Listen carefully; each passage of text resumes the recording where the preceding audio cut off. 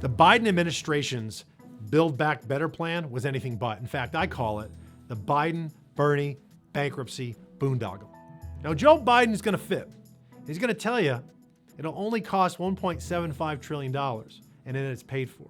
Look, never mind that's an eye-popping number. Because put another way, that's $1,750 billion. But the price tag is so incredibly deceptive. The legislation creates 150 new federal programs, and we all know once a federal program is created, well, they're harder than Rasputin to kill. So over time, the cost will be much higher than advertised. Now, estimates are that in nearly 30 years, our $30 trillion debt will grow astronomically. Many experts believe that in 29 years, our debt in today's dollars will reach, I hate to share this with you, but $118 trillion.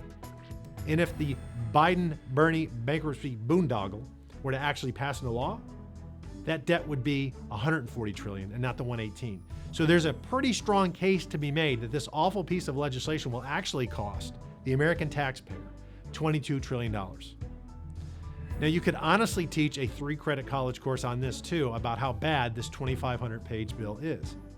A person could go on for weeks and months about specific pieces of garbage this bill has to offer. But some of the worst and most expensive parts, how many Americans out there, even Democrats, would want 87,000 new IRS agents to be hired? In military parlance, that's 5 divisions of IRS agents. That's like a city of IRS agents. That's more IRS agents that live in 6 of the 12 counties that make up our congressional district. I mean, this is just nuts. And then this bill would dramatically increase the IRS's budget.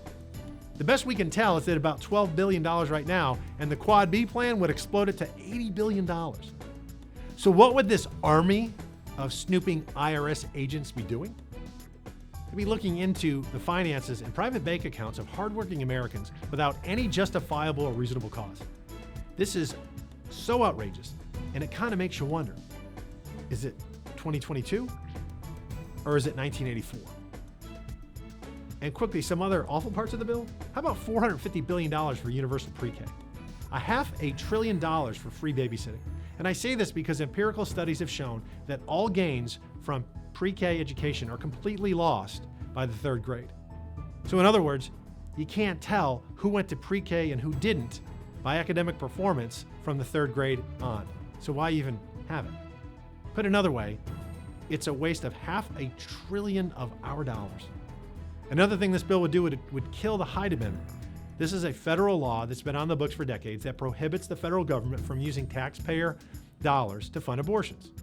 Now, the feds have used loopholes in the past to indirectly fund Planned Parenthood, and that's in and of itself disgusting enough. But this bill would rip the veneer completely off and allow billions to directly be used to fund abortions and kill babies.